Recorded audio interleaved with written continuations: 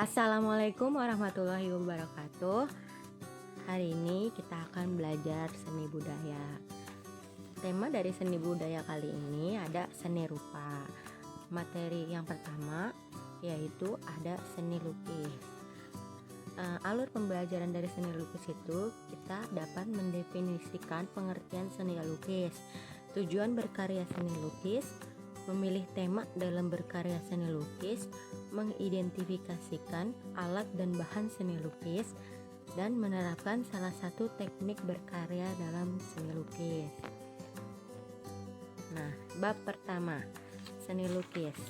Materi yang pertama ada seni lukis, gaya atau aliran. Yang kedua, alat dan bahan berkarya seni lukis. Yang ketiga, ada jenis lukisan teknik. Yang keempat, prosedur berkarya dalam seni lukis. Lanjut materi yang pertama yaitu pengertian seni lukis.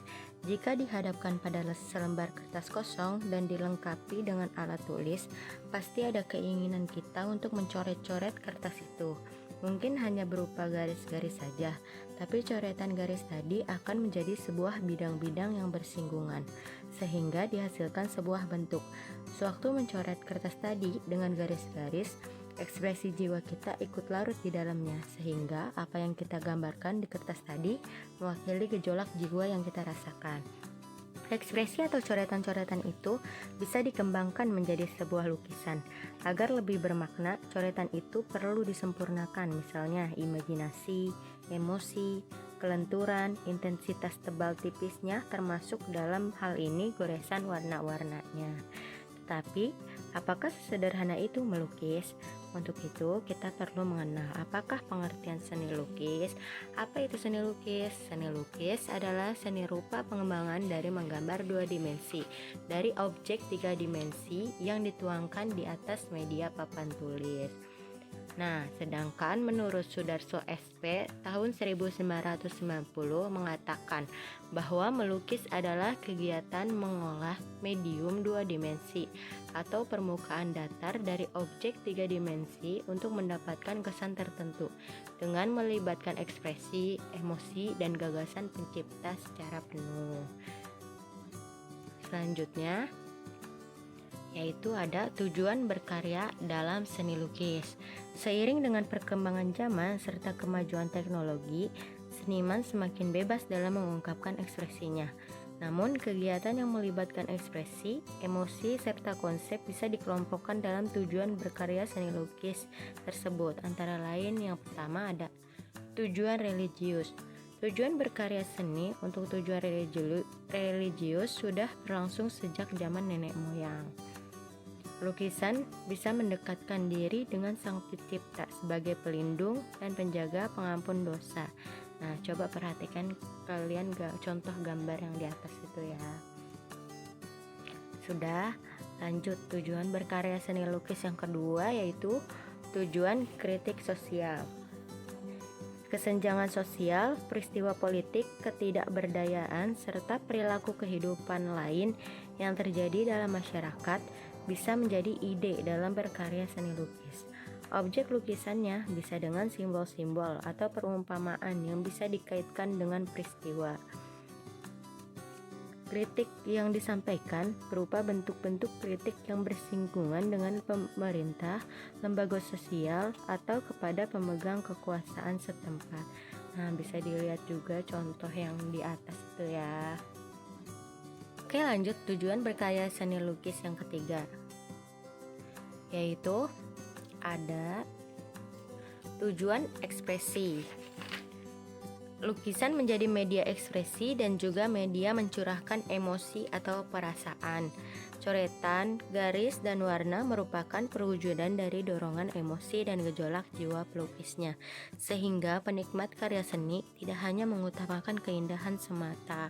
Bisa dilihat contohnya menampilkan ekspresi apa, itu contoh yang di atas. Ya, lanjut.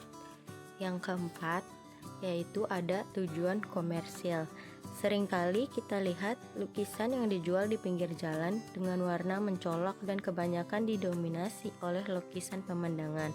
Tujuan penciptaan lebih mengutamakan aspek komersil, sehingga bentuk dan gaya lukisannya cenderung mengikuti selera pasar.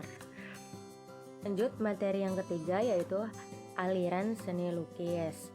Pengertian representatif di sini adalah perwujudan gaya seni rupa menggunakan keadaan nyata pada kehidupan masyarakat dan gaya alam. Gaya seni rupa yang termasuk dalam representatif adalah sebagai berikut. Yang pertama, ada naturalisme, yang kedua realisme, yang ketiga romantik, yang keempat ada ekspresionisme, yang kelima ada impresionisme, yang keenam ada surrealisme. Yang pertama, yang naturalisme. Naturalisme yaitu aliran seni rupa yang penggambarannya alami atau sesuai dengan keadaan alam, melukiskan segala sesuatu dengan alam nyata, sehingga perbandingan perspektif, tekstur, atau warna serta gelap terang dibuat dengan seteliti mungkin, lebih indah dari kenyataannya. Pelukis yang beraliran naturalisme antara lain Basuki Abdullah, Abdullah Suryobroto, Mas Pringadi, Wakidi, Claude Rubens, Costanbal, dan lain-lain. Yang kedua ada realisme, yaitu aliran yang memandang dunia ini apa adanya tanpa menambah atau mengurangi objek. Penggambarannya sesuai dengan kenyataan hidup. Rupa yang beraliran realisme antara lain Trubus, Wardoyo, Tarmizi, Sujono, dan Dulok. Yang ketiga romantik, yaitu aliran seni rupa yang lebih bersifat imajiner. Aliran ini melukiskan cerita-cerita yang romantis, peristiwa yang dahsyat atau kejadian yang dramatis. Pelukis yang bergaya romantisme tersebut antara lain Raden Soleh, Francisco Goya, dan Turner. Lanjut yang keempat ada ekspresionisme, yaitu aliran seni rupa yang penggambarannya sesuai dengan keadaan jiwa sang perupa yang spontan pada saat melihat objek karyanya. Perupa yang menggunakan aliran ini antara lain Vincent van Gogh dan Affandi. Yang kelima, impresionisme, yaitu aliran seni rupa yang penggambarannya sesuai dengan kesan saat objek tersebut dilukis. Perupa yang termasuk dalam aliran ini antara lain Claude Monet, Georges Seurat, Paul Cézanne, Paul Gauguin, dan Sujono. Yang keenam ada surrealisme, yaitu aliran seni lukis yang menggunakan bentuk dan warna seperti di dalam mimpi. Pelukis mengembangkan daya khayalnya untuk menyampaikan pikiran dan perasaan melalui bentuk-bentuk dalam karyanya. Perupa yang beraliran ini antara lain Salvador Dali, Ivan Sagita, Agus Kamal, dan Boyke Aditya. Nah, ini adalah contoh dari aliran representatif, yaitu yang surrealisme. Nah, contoh di gambar ini, lukisan ini mengakses pikiran bawah sadar untuk meningkatkan kreativitas seni. Dali akan menggunakan metode untuk menciptakan realitas dari mimpi dan pikiran bawah sadar, sehingga secara mental mengubah realitas apa yang ia ingin hal itu terjadi. Aliran seni lukis yang kedua ada aliran non-representatif. Pengertian non-representatif adalah perwujudan aliran seni lukis yang menekankan pada unsur-unsur formal, struktur, unsur rupa, dan prinsip estetik. Gaya seni lukis non-representatif berupa susunan garis, bentuk, bidang, dan warna yang terbebas dari bentuk alam. Gaya ini memandang bahwa ekspresi jiwa tidak dapat dihubungkan dengan objek apapun. Gaya ini menonjolkan bidang yang diisi oleh warna dan dipilah dengan garis-garis tegas. Seniman yang berkarya non-representatif ini antara lain Wassily Kandinsky, Joan Miró, W.D. Kooning, Amri Yahya, Fajar Siddiq, Bud Mokhtar, dan Sadali. Nah, ini adalah contoh dari aliran non-representatif.